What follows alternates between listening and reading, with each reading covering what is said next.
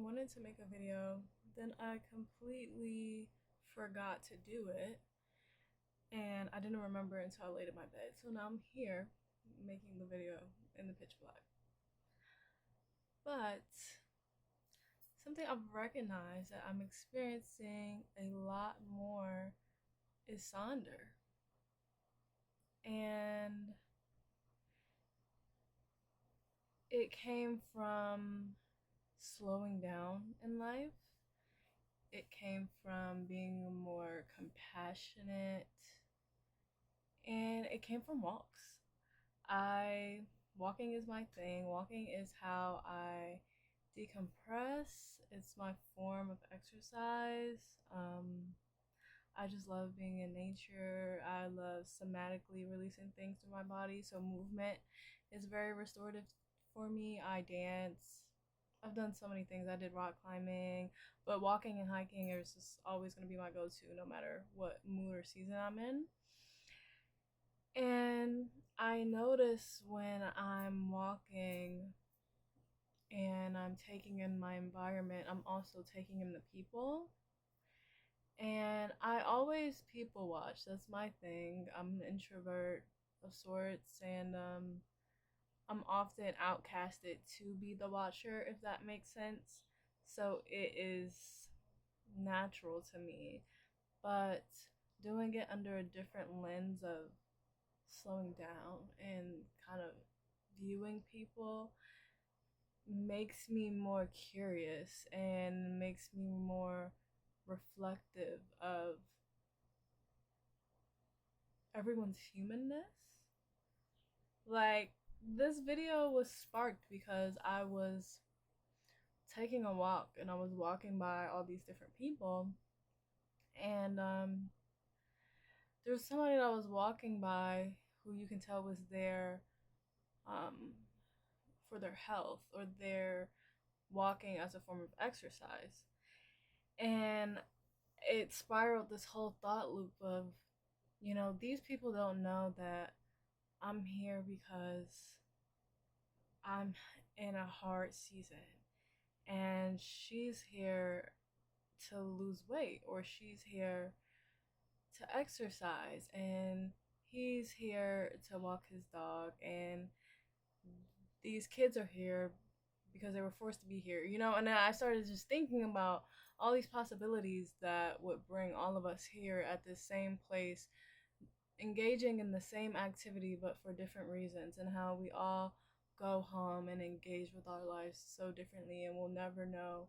And yeah, I just went down this deep thought rabbit hole about that while I was walking, and it made me realize that I've been doing that a lot since I've been kind of slowing down, um, and kind of not overstimulating myself and not engaging with the world in such a fast-paced way. I really cut back on a lot. I try to eat without any type of stimulant. Like, I don't watch anything, or I just like sit here. I sit here at my desk when I'm home and I eat, and I think. I sit in quiet more. I'm in a kind of isolated season, so it's inherently more quiet in life right now.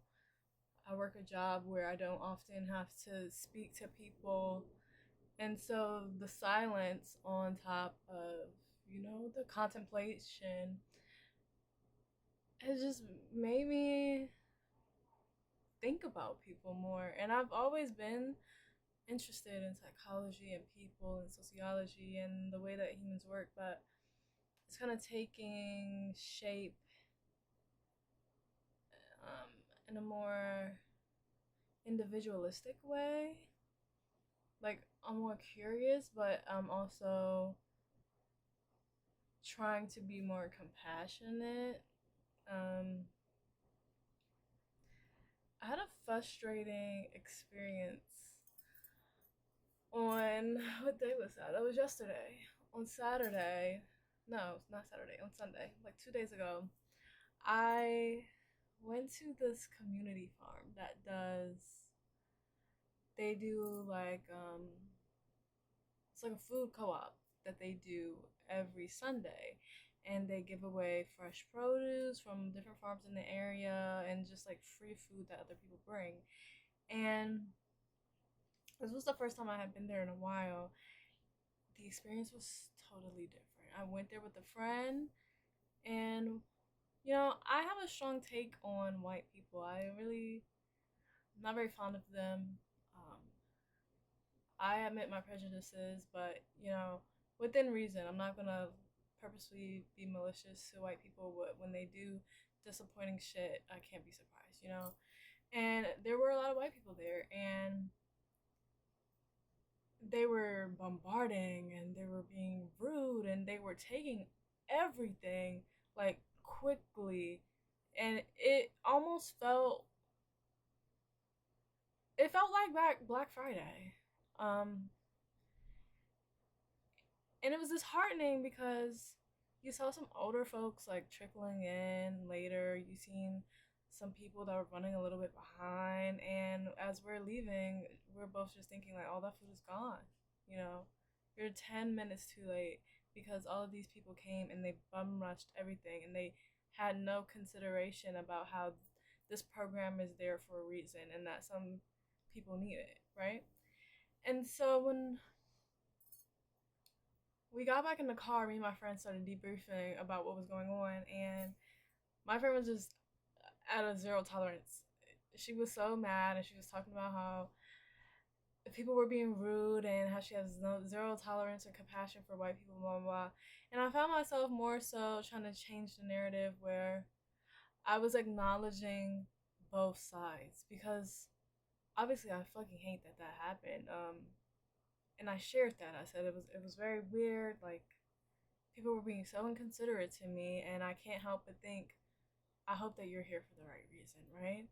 But it was easy for me to also say, I know that a lot of white people are dealing with food insecurity too, and times are hard for everybody. And instead of excessively cutting into the white people, I also made sure I held space for other possibilities that people are going through. And it led to a very expansive conversation because I was able to circle that back into how it was still very wrong what they did, right? Because even if a white person is going through food insecurity, is statistically more likely that they have family that they can call on, or they have support systems in place, um, far more likely than a black person, or maybe a Hispanic person, or maybe even an elderly person. So it was still wrong. It was very wrong, but we were able to have a very constructive and meaningful conversation out of it. And I still have my days where shit makes me so angry. I hate white people. I say it every day. I'm sorry, I do. Um, Especially it's just like with certain experience that you go through when you see like the entitlement and the inconsideration. Yeah, I hate white people. I get road rage sometimes. Like, I still feel these very haste and human emotions, but I'm also able to have that little thought in the back of my head that remembers that these are people with complex lives that maybe I don't understand. And yeah, Sonder is it's cool. It's very cool.